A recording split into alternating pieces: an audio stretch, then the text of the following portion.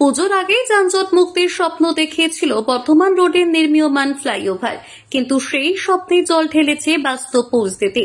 এখনো বিস্তর কাজ বাকি।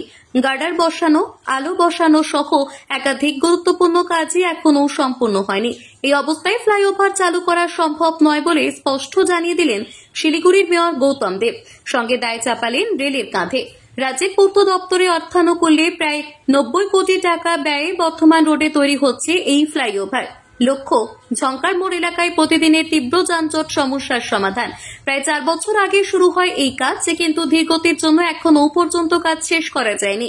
মাস কয়েক আগে মেয়র আশ্বাস দিয়েছিলেন পুজোর আগেই খুলে দেওয়া হবে এই উড়ালপুল, তবে সেই আশ্বাসের বাস্তবায়ন এখনো অনিশ্চিত। সোমবার শহরের এক প্রশাসনিক বৈঠকে মেয়র গৌতম দেব বলেন, পুজোর আগে ফ্লাইওভার চালু করা সম্ভব নয়। পূর্ত দপ্তরের কাজ প্রায় শেষ, কিন্তু রেলের তরফে যে অংশটি তৈরি করার কথা সেই কাজই এখনো ঝুলে রয়েছে।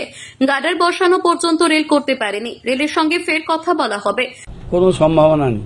রেল অনেক পিছিয়ে আছে টার্গেট টাইম থেকে, এবং পিডব্লিউডি সেপ্টেম্বরের মধ্যে শেষ করতে পারবে বলেছে, কিন্তু আমার ধারণা আরো সময় লাগবে।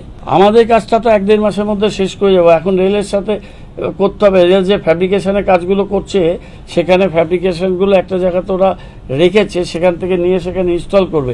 সেই ফ্যাব্রিকেশন আমি যতটা শুনতে পাচ্ছি যে পুরো ফ্যাব্রিকেশনের কাজটা এখনো কমপ্লিট হয়নি। স্থানীয় বাসিন্দাদের মধ্যে ক্ষোভ ক্রমেই বাড়ছে। তাদের অভিযোগ, বহুদিন ধরে একাংশ রাস্তা বন্ধ থাকায় যানজট আরও বেড়েছে। তার উপর সময় মতো ফ্লাইওভার চালু না হওয়ায় সমস্যা দ্বিগুণ হয়েছে। সব মিলিয়ে পুজোর মুখে বর্ধমান রোডে স্বস্তি মিলবে না, এমনটাই স্পষ্ট। মোহন কর্মকারের রিপোর্ট, পাহাড়িয়া টাইমস।